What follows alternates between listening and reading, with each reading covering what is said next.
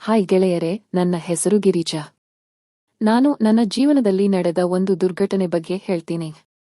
ಆದರೆ ಅದು ಆ ಕ್ಷಣಕ್ಕೆ ನನಗೆ ಖುಷಿ ಕೊಟ್ಟಿತ್ತು, ಎಂದಿಗೂ ಮರೆಯದ ನೆನಪು ತಂದುಕೊಟ್ಟಿದೆ. ನಾನು ಚಿಕ್ಕವಳಿದ್ದಾಗ ಅಪ್ಪ ಅಮ್ಮನ ಕಳೆದುಕೊಂಡೆ.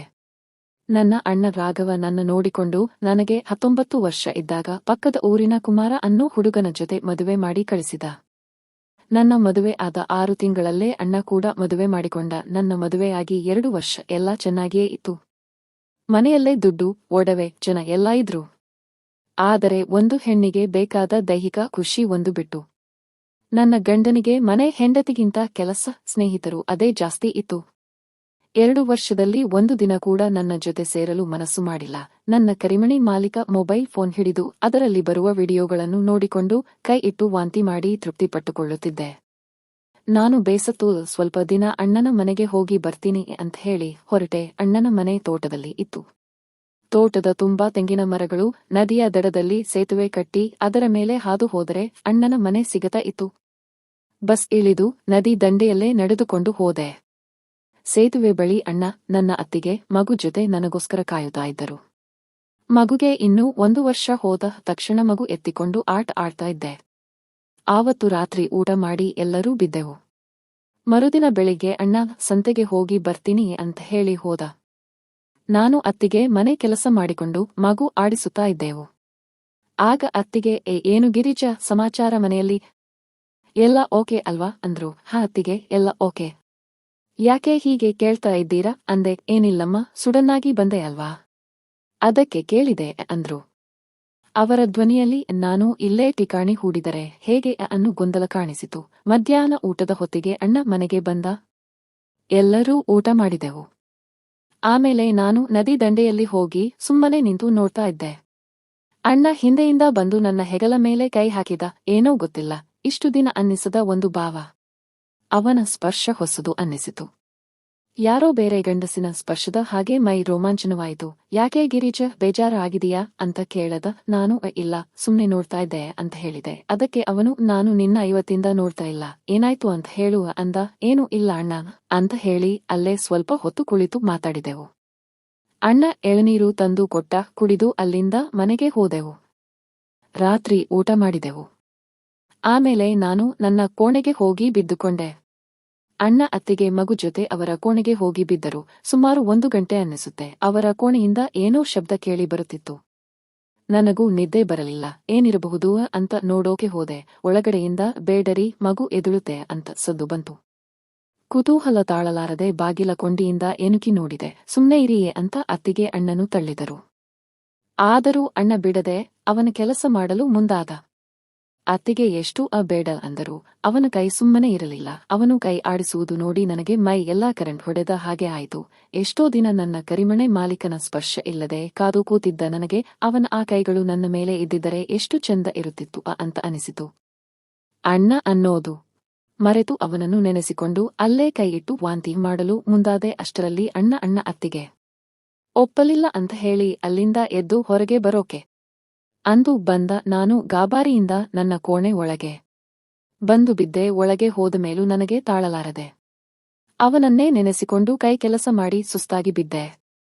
ಬೆಳಿಗ್ಗೆ ಎದ್ದ ಮೇಲೆ ಅತ್ತಿಗೆ ಕಾಫಿ ಮಾಡ್ತಾ ಇದ್ರು. ಮಗು ಇನ್ನು ಮಲಗಿತ್ತು. ಅತ್ತಿಗೆ, ಅಣ್ಣ ಎಲ್ಲಿ ಅಂದೆ. ತೋಟದಲ್ಲಿ ಕಾಯಿ ಕೀಳಿಸುತ್ತಾ ಇದ್ದಾರೆ ನೋಡು ಅಂದ್ರು. ಹೋಗಿ ನೋಡದೆ. ಅಣ್ಣ ಪುಲ್ ಬಾಡಿ ತೋರಿಸಿಕೊಂಡು ಕೆಲಸ ಮಾಡ್ತಾ ಇದ್ದ.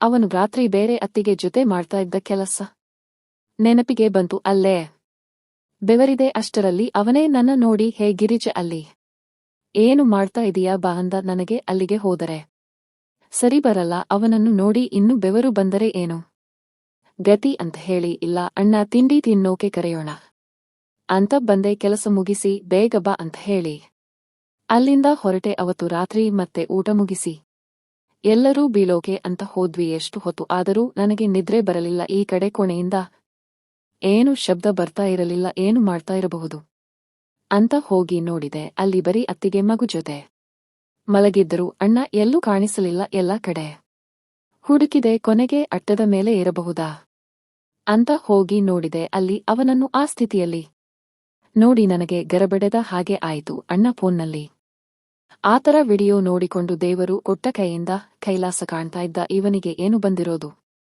ಹೆಂಡತಿ ಮನೆಯಲ್ಲಿ ಇಟ್ಟುಕೊಂಡು ಹೀಗೆ ಮಾಡ್ತಾ ಇದ್ದಾನೆ ಅಂದುಕೊಂಡು ಸ್ವಲ್ಪ ಮುಂದೆ ಹೋದೆ. ಆದರೆ ದೇವರು ಕೊಟ್ಟಿದ್ದ ಆ ಕೈ ಎಷ್ಟು ಉದ್ದ ಇತ್ತು ಅಂತ ನೋಡಿದ ಮೇಲೆ ನನ್ನ ಬಾಯಿಯಿಂದ ಮಾತು ಬರಲಿಲ್ಲ, ನೀರು ಬಂತು. ಅದು ನನ್ನ ಕರಿಮಣಿ ಮಾಲೀಕನ ಬಳಿ ಇದ್ದಿದ್ದರೆ ಎಷ್ಟು ಖುಷಿ ಪಡಬಹುದಿತ್ತು ಅಂದುಕೊಂಡೆ. ನಾನು ಅಲ್ಲೇ ಕೈ ಇಟ್ಟು ವಾಂತಿ ಮಾಡಿಕೊಂಡು ಮತ್ತೆ ಬಂದು ಕೋಣೆಯೊಳಗೆ ಬಿದ್ದುಕೊಂಡೆ. ಮಾರನೇ ದಿನ ನಾನು ತೋಟಕ್ಕೆ ಹೋಗಿ ಸುತ್ತಾಡಿಕೊಂಡು ನದಿ ದಂಡೆ ಬಂದು ಕುಳಿತೆ. ಅಣ್ಣ ಅಲ್ಲಿಗೆ ಬಂದು ಪಕ್ಕದಲ್ಲಿ ಕೂತ. ನನಗೆ ಅವನ ಮುಖ ನೋಡಿದರೆ ಆ ದೇವರು ಕೊಟ್ಟ ಉದ್ದ ಕೈ ನೆನಪಿಗೆ ಬರ್ತಾ ಇತ್ತು. ಅಣ್ಣ ಮಾತಾಡುತ್ತಾ, ಗಿರಿಜ ನಿಜ ಹೇಳು, ಮನೇಲಿ ಏನಾದರೂ ತೊಂದರೆ ಆಗಿದೆಯಾ? ಏನು ಹೇಳ್ತಾ ಇಲ್ಲ ನೀನು ಅಂತ ಕೇಳಿದ. ಏನಾದರೂ ಮಾಡಿ ಒಮ್ಮೆ ಆದರೂ ಅವನ್ ಜೊತೆ ಕೈ ಆಡಿಸಿಕೊಳ್ಳಬೇಕು ಅಂತ ಅನ್ನಿಸಿತು.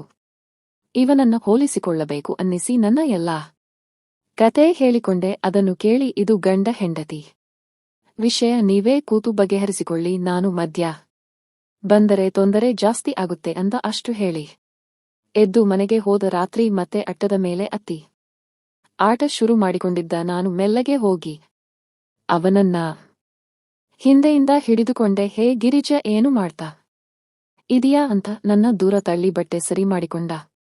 ನೀನು ಅತ್ತಿಗೆ ಇದ್ರೂ ಈ ಕೆಲಸ ಯಾಕೆ ಮಾಡ್ತಾ ಇದ್ದೀಯಾ ಅಂದೆ. ಅದಕ್ಕೆ ಅವನು 1.5 ವರ್ಷ ಆಯ್ತು ಉಪವಾಸ ಇರೋ ಬದಲು ಕೈಯಲ್ಲೇ ತೃಪ್ತಿ ಪಟ್ಟುಕೊಳ್ಳಬೇಕು ಅಲ್ವಾ ನಂದ. ನಾನು ನೋಡು ಅಣ್ಣ, ನನ್ನ ಎಲ್ಲ ವಿಷಯ ನಿನಗೆ ಹೇಳಿದ್ದೀನಿ. ನೀನು ಉಪವಾಸ ಇದೀಯಾ? ನಾನು ಉಪವಾಸ ಇದ್ದೀನಿ. ಹೊರಗಡೆ ಯಾರಿಗೆ ಗೊತ್ತಾದರೂ ಆಡಿಕೊಳ್ಳುತ್ತಾರೆ, ಬೇರೆಯವರ ಜೊತೆ ಸಂಬಂಧ ಬೆಳೆಸಿದರೂ ಕೆಟ್ಟದಾಗಿ ಮಾತನಾಡುತ್ತಾರೆ ಎಂದೆ. ಅದಕ್ಕೆ ಏನು ಮಾಡಬೇಕು ಇವಾಗ ಅಂತ ಕೇಳ. ಅದಕ್ಕೆ ನೀನು ಒಪ್ಪಿಕೊಂಡರೆ ಇಬ್ಬರೂ ಇಲ್ಲೇ ಸ್ವರ್ಗ ನೋಡಬಹುದು.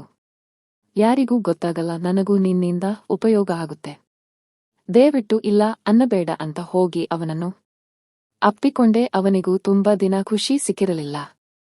ನನ್ನ ಸ್ಪರ್ಶ ಅವನಿಗೂ ಬೇಕೆನಿಸಿತು. ಇಬ್ಬರೂ ಎಲ್ಲವನ್ನೂ ಮರೆತು ಅಲ್ಲೇ ಸ್ವರ್ಗವಾಸಿಗಳಾದೆವು. ನನಗಂತೂ ಈ ಖುಷಿ ಹೇಗೆ ಇರುತ್ತೆ ಅನ್ನೋ ಯೋಚನೆ ಸಹ ಇರಲಿಲ್ಲ. ಬೆಳಿಗ್ಗೆ ಎದ್ದ ತಕ್ಷಣ ಅಣ್ಣ ನನ್ನ ಕರೆದು, ನೋಡು ಗಿರಿ, ನಿಜ ಇದೆಲ್ಲ ಸರಿ ಇಲ್ಲ, ಗೊತ್ತೋ ಗೊತ್ತಿಲ್ಲದೆಯೋ ತಪ್ಪು ನಡೆದಿದೆ. ಮತ್ತೆ ಇದೇ ರೀತಿ ಆಗೋದು ಬೇಡ. ನೀನು ಗಂಡನ ಮನೆಗೆ ಹೊರಡು ಅಂದ. ನಾನು ಸರಿ ಅಣ್ಣ, ಅತ್ತಿಗೆ ಮಧ್ಯ ಯಾಕೆ ಮುಳ್ಳಾಗಲಿ ಅಂತ ನನ್ನ ಮನೆಗೆ ವಾಪಸ್ ಹೊರಟೆ. ಫ್ರೆಂಡ್ಸ್, ಈ ಕತೆ ಇಷ್ಟ ಆಗಿದ್ದರೆ ಒಂದು ಲೈಕ್ ಮಾಡಿ, ಶೇರ್ ಮಾಡಿ, ನಮ್ಮ ಚಾನೆಲ್ಗೆ ಸಬ್ಸ್ಕ್ರೈಬ್ ಮಾಡಿಕೊಳ್ಳಿ. ಧನ್ಯವಾದಗಳು.